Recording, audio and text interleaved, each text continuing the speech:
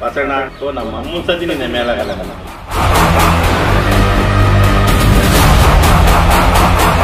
ನನ್ನ ಕರಮಾತ್ಮದ ನೀನು ಹೆಂಗ್ ತೆಗೆದು ನಿನ್ ತೆಗಿಯಕ್ಕೆ ನಮ್ದು ಒಂದು ಪಡೆ ಇದೆ. ಯಾರಪ್ಪ ನೀವು ಜನಾಭಿಪ್ರಾಯದ ಓಟ್ ಹಾಕಿದ್ರೆ 2 ಕೋಟಿ ಬೇಕಾ 2.5 ಕೋಟಿ ಬೇಕಾ ಕೊಟ್ಟು ತೊಂದರೆ ಕೊಟ್ಟು ಅದರಿಂದ ಇವರು ಬೆಳಕಂಡ ಮೇಲೆ ಎಲ್ಲರೂ ಮಾತಾಡ್ತೀರಾ.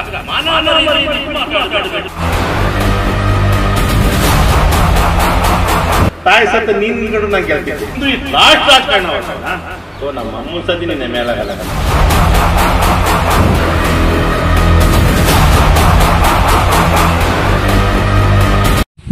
ಗಂಗೇಗೌಡ್ರ ಮಗ ಅಂತ ನನ್ನ ಹೆಸರು ಬರ್ತಾ ಇಲ್ಲ, ಪಕ್ತಾರ ಹೇಳ್ತಾವ್ ನಿನ್ಗೆ. ಶೇಖರಿ ಶೇಖ್, ನನ್ನ ಹೆಸರು ಚಂದ್ರಶೇಖರ್ ಶೇಖರಿ ಅಂತ ಹೇಳ್ತೀಯ. ಪಾಪ ಅವನು ಅಂತೀಯ. ನನಗಲ್ಲೇ ಮೊಮ್ಮಕ್ಕಳಾಗ್ಯವ. ನಾನು ಪಾಪ ಅಲ್ಲ, ನನಗೂ 52 ವರ್ಷ ವಯಸ್ಸಾಗೈತೆ. ಯಾವತ್ತು ನಿಮ್ಮ ಮನೆ ಹತ್ರ ಬಂದಿದ್ದೆ ನಾನು? ಯಾವತ್ತು ನೀನು ಕೆಲಸ ಕಾರ್ಯ ಕೇಳಿದ್ದೆ? ಬಾ ಅದನ್ನ ಹೇಳು.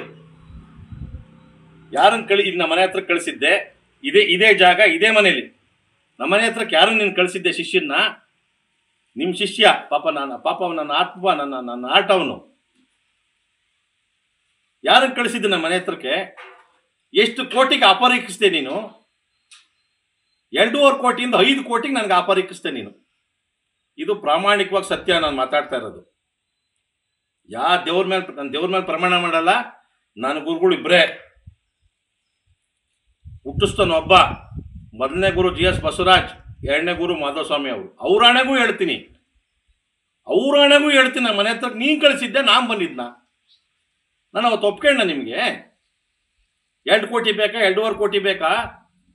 ಅಣ್ಣ ನೀನು ಚುನಾವಣೆ ನಿಲ್ಲಕ್ಕೆ ಬಿಡಲ್ಲ. ಅವರು ಸರ್ಕಾರ ಅವ್ರದ್ದೈತೆ. ಕೋಆಪರೇಟಿವ್ ಮಿನಿಸ್ಟ್ರ್ ಆ ಕಡಿಕೆ ನೀನು ತೆಗಿಯಕ್ಕೆ ಕೊಟ್ಟವ್ರ ಕಾರಣ ಯಾಕಣ್ಣ ದುಡ್ಡು ಹಾಳು ಮಾಡ್ಕೊಂತೀಯ? ಹಿಂಗೆ ಮಾತಾಡೋಣ, ಅವ್ರ ಮಾತಾಡೋಣ. ಚುನಾವಣೆ ಬೇಡ ಕಾರಣ, ಚುನಾವಣೆ ಬೇಡ, ನೋಡೋಣ. ಹಿಂಗೆಲ್ಲ ಹಿಂಗೈತೆ. ನೇರವಾಗಿ ಮಾತಾಡಿಸ್ತೀನಿ ಕಾರಣ, ಮಾತಾಡ್ರಣ್ಣ ಅವ್ರತವ. ಪ್ರಮಾಣವಾಗ್ಲು ಸರ್, ಪ್ರಾಮಾಣಿಕವಾಗಿ ಮಾತಾಡ್ತೀನಿ. ಇದನ್ನ ಯಾರ ಇಂಥವನ್ನ ಕಾರ್ಯಕರ್ತನ ಬೆಳೆಸ್ಬೇಕು. ಅವರು ಯಾರ ಇನ್ನು ಹಿಂಬಾಲಕರ ಕಾರ್ಯಕರ್ತನ ಬೆಳೆಸಿ ಗೆಲ್ಸಿದ್ರೆ ನಾನು ಒಪ್ಕೊಂತಿದ್ದೆ. 4 ಲಕ್ಷ 5 ಲಕ್ಷ, ಕೆಲವಕ್ಕೆ 8 ಲಕ್ಷ ಕೊಟ್ಟವು ಸರ್ 2 ಓಟ್ಗೆ.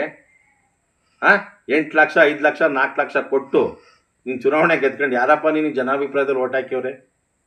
ಖಂಡಿತ ನೀನು ಜನಾಭಿಪ್ರಾಯ MLAಗೂ ಓಟ್ ಹಾಕಿಲ್ಲ. ಟೀಕೆ ಮಾಡಿದೆ ನಾನು. ಇವತ್ತು ಹೇಳ್ತೀಯ ನನ್ನ ಅಧ್ಯಕ್ಷರಿಗೆ ಕೇಳಕ್ಕೆ ಹೋಗಿರಲಿಲ್ಲ ಅಂತ. ಟಿಪ್ಟೂರ್ಗೆ ಹೋಗಿಲ್ವಾ? ತುರ್ವೇಕೆರೆಗೆ ಹೋಗಿಲ್ವಾ? ನೀನು ಎಲ್ಲೆಲ್ಗೆ ಹೋಗಿಲ್ವಾ? 1 ಕೋಟಿ 2 ಕೋಟಿ ತಗೊಂಡಿದ್ದಪ್ಪ, ನಡೀಲಿಲ್ಲ, ಸುಮ್ಮನಾದೆ. ಸಾಮ್ರಾಜ್ಯ ಕಟ್ಟೋದು ಕಷ್ಟ, ತೆಗಿಯೋದು ಭಾಳ ಸುಲಭ. ಇವತ್ತೊಂದು ಸಾಮ್ರಾಜ್ಯ ಕಟ್ಟಿದ್ದೆ. ಒಳ್ಳೆ ಜೇನುಗೂಡಿದ್ದಂಗಿದ್ದು. ಆ ಜೇನುಗೂಡಿಗೆ ಕಲ್ಲು ಹೊಡೆದು ಎಬ್ಬರಿಸಿ ಮುತ್ಕೊಂಡಿದ್ದೀರಿ ನೀವು. ಮುಂದೆ ಅನುಭವಿಸ್ತೀರ ನೋಡ್ರಿ ಮಸಣ್ಣರೇ. ಇವತ್ತು ನಿಮ್ಮ ಮನೆಯವರು ಏನಾದರೂ ಡೈರೆಕ್ಟರ್ ಆಗಬೇಕಾದ್ರೆ ಇಮಿಡಿಯೇಟಾಗಿ ಸಕಾಲಕ್ಕೆ ಚುನಾವಣೆ ಮಾಡಿದರೆ 10 ಜನ ನಾವೇ ಗೆಲ್ತಿದ್ದೋ. ಪರ್ಫೆಕ್ಟಾಗಿ ನಮ್ಮನ್ನೆಲ್ಲ ಸೋಲ್ಸ್ಬೇಕು ಮಾಡಬೇಕು ಅಂತ 1 ವರ್ಷ ಮುಂದಕ್ಕೆ ಹಾಕಿರು. ಅದರಿಂದ ಇವ್ರ ಮನೇಲಿ ಗೆದ್ದಿರೋದು. ಇವತ್ತಿನ ಮಾತಾಡೋವತ್ತಿ ಮಾತಾಡಿದೆ ನನ್ನ ಬಗ್ಗೆನ. ನಾನು ಎಲ್ಲಿ ನಿಂತ್ಕೊಳ್ಳೋಣ ಅಂತ ನಿಮ್ಮ ಹತ್ರಕ್ಕೆ ಬಂದಿದ್ದೆ?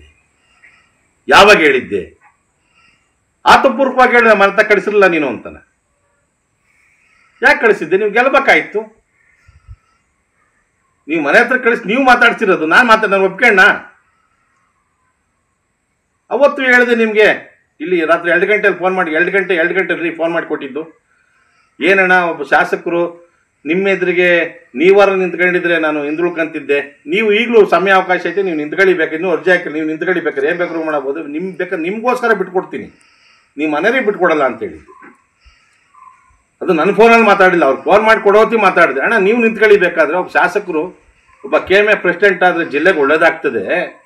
ನೀವು ಬೇಕಾದ್ರೆ ನಿಂತ್ಕೊಳ್ಳಿ, ಬೇಕಾದ್ರೆ ನಾವು ಹಿಂದುಳ್ಕೊಳ್ಳೋದು ಇನ್ನೊಂದು ಯೋಚನೆ ಮಾಡೋಣ. ಅದನ್ನು ನೀವೆಲ್ಲ ಈ ರೀತಿ ಎಲ್ಲ ಕಾರಣ ಅಂತ ಅಷ್ಟು ಮಾತಾಡಿದ್ದೀನಿ ಬಿಟ್ರೆ ಮತ್ತಕ್ಕೆ ಹೋಗಿ ನಾನು ಕೆಲಸ ಕಾರ್ಯನ ವಾಪಸ್ ತಕ್ಕಂತೀನಿ ಅಂತೇಳಿ ನಮಗೆ ಬೆಂಗಳೂರಿಗೆ ಹೋಗಿ ಎಲ್ಲೂ ಮಾತಾಡಿಲ್ಲ.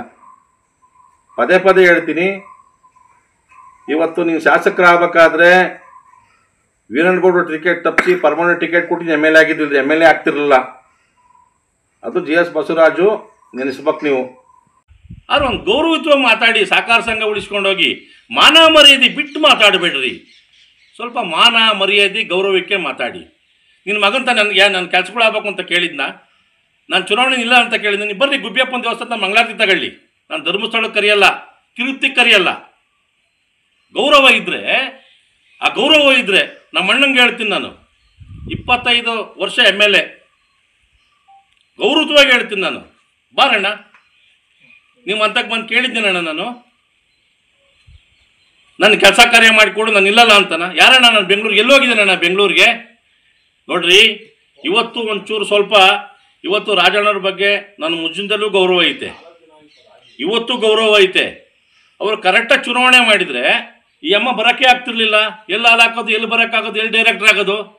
ಅವ್ರೂ ಬೈಕ್ ಅಂತಾರಲ್ಲ, ಅವ್ರು ಫೋಟೋ ಇಕ್ಕೋಬೇಕ್ರಿ. ಆ ಅಮ್ಮ ಡೈರೆಕ್ಟರ್ ಆಗಬೇಕಾದ್ರೆ ಬೆಳಗ್ಗೆ ಇದ್ದರೆ ರಾಜಣ್ಣ ಅವ್ರ ಫೋಟೋಕ್ಕೆ ನಮಸ್ಕಾರ ಮಾಡ್ಕೊಂಬರ್ಬೇಕು.